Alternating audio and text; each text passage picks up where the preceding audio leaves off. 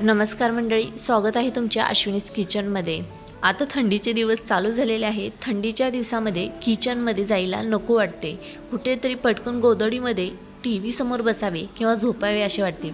अशा वेळेस पटकन असा बनवता यावा आणि गरमागरम खायला सुद्धा छान वाटावा असा डाळ तडका आणि जिरा राईस रेसिपी आज आपण पाहणार आहोत। ही रेसिपी म्हणाल तर अगदी सोपी आहे, खूप साऱ्या टिप्स आहेत ज्याच्यामुळे आपला जो डाळ तडका आहे ती हॉटेल स्टाईल परफेक्टली बनवून तयार होईल। चला मग असा जिरा राईस आणि डाळ तडका कसा बनवायचा तो पाहूया। त्याच्यासाठी मी इथे एक बाउल घेतला। बाउलमध्ये इथे छोटा कप एवढी मसूर डाळ घेतली, त्याच कपाने अर्धा कप तूर डाळ घेतली आणि त्याच कपाने आपल्याला 1 कप एवढी इथे मूग डाळ घ्यायची आहे। तुम्ही जर इथे पूर्ण मूग डाळ आणि मसूर डाळ घेतली, तूर डाळ नाही घेतली तरी चालेल, किंवा इथे मसूर डाळ न घेता तूर डाळ आणि मूग डाळ घेतली तरी चालेल। स्वच्छ धुवून घ्यायची, याला एका कुकरमध्ये काढून घ्यायचे। आता आपल्याला कुकरमध्ये पाणी घालायचे आहे, तर डाळीच्या वरती यावे मी तुम्हाला जसे दाखवेल एवढेच पाणी मी इथे टाकून घेतले आहे। याच्यामध्ये 1 ते 1.5 चमचा हळद टाकले, थोडे तेल टाकले, तेलामुळे डाळ व्यवस्थित शिजली जाते किंवा कुकरमधून बाहेर येत नाही। गॅस चालू करूया, गॅसवरती आता कुकर ठेवूया। कुकरच्या आपल्याला 3 ते 4 शिट्ट्या काढून घ्यायच्या आहेत मीडियम गॅसवरती। तुम्ही तुमचा कुकरच्या शिट्ट्या तुमच्याप्रमाणे काढून घ्या। आता इथे आपल्याला राईस बनवायचा आहे, त्याच्यासाठी मी इथे 1 मोठा कप एवढा राईस स्वच्छ धुवून घेतला होता, थोड्या वेळासाठी म्हणजे 15-20 मिनिटासाठी भिजाय ठेवला। ज्या कपाने मी राईस घेतला त्याच कपाने मी इथे 2 कप एवढे पाणी घेतले। साधारण आपल्याला इथे 2.5 कप पाणी लागते। 1 कप राईससाठी 2.5 कप पाणी पुरेसे होते। याच्यामध्ये फडफडीत असा मोकळा राईस बनवून तयार होतो। आता याच्यामध्ये 1 चमचा एवढे तूप टाकले आणि आता हे आपल्याला व्यवस्थित हलवून घ्यायचे आहे। एकदा व्यवस्थित मिक्स झाले की गॅस चालू करूया, गॅसवरती हे पातेले ठेवूया।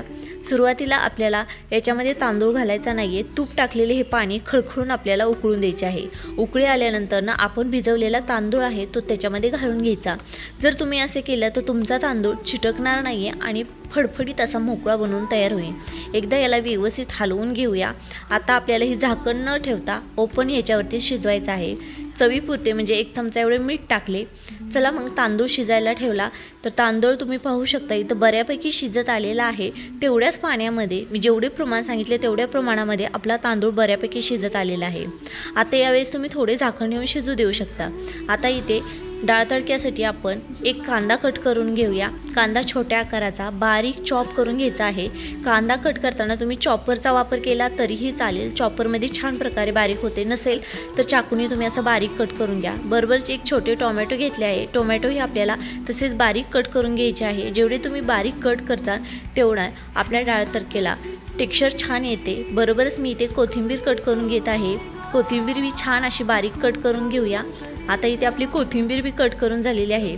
तर इथे मी तुम्हाला लसूण ह्याच्या अगोदर भी व्हिडिओमध्ये सांगितलेला आहे, लसूण चाकूने असा दाबायचा आणि नंतर कट करायचा, त्याच्यामुळे त्याचा जो फ्लेवर आहे तो पण डाळ तडक्यात येतो आणि त्याचा क्रंचपणा आहे तो पण दाताखाली छान येतो, त्यामुळे डाळ तडक्याचा फ्लेवर छान लागतो।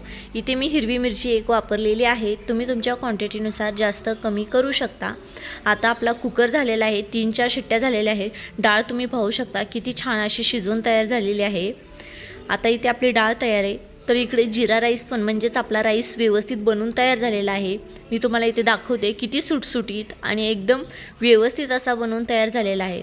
याच्यावर बारीक चिरलेली कोथिंबीर टाकून घेऊया। बरोबरच याला तडका लावण्यासाठी तडका पॅनमध्ये 4 मोठे चमचे तूप गरम केले, जिरे थोडे टाकून बघितले, गरम झाल्यावर याच्यात 1.5 चमचा जिरा टाकला। जिरा चांगला तडतडून द्यायचा, म्हणजे याचा जो तडका आहे तो आपण जिरा राईसला दिल्यावर आपल्या राईसला व्यवस्थित तडका बसतो। ओतून घेतल्यानंतर एकदा पटकन हलवून घ्यायची आणि याच्यावरती आपल्याला झाकण ठेवून द्यायचे आहे, म्हणजे तुपाचा जो फ्लेवर आहे तो आपल्या राईसमध्ये छान येतो आणि त्यामुळे आपला राईस मऊ राहतो। आता इथे मी तुम्हाला दाखवते की आपला जिरा राईस किती छान बनवून तयार आहे। चला आता याला झाकण ठेवून देऊया। बरोबरच आता डाळ तडका म्हणजे तडक्याची तयारी करूया। एका कढईमध्ये मोठे 2 चमचे एवढे तेल टाकून घेतले। आता या तेलामध्ये 1 चमचा जिरे टाकून घेतले, बरोबरच चॉप केलेला लसूण टाकून घ्यायचा।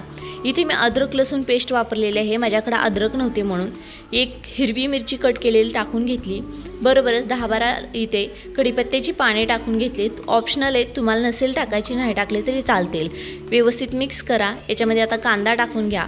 कांदा पण आपल्याला व्यवस्थित हलवायचा आहे। बरोबरच टोमॅटो टाकायचे, दोन्ही बरोबर टाकले तरी काही हरकत नाही। आपल्याला इथे फक्त हे टोमॅटो फक्त हलकेसे म्हणजे गळले पाहिजे एवढे शिजवून घ्यायचे आहे। तुम्ही पाहू शकता इथे टोमॅटो किती छान असे शिजले आहे।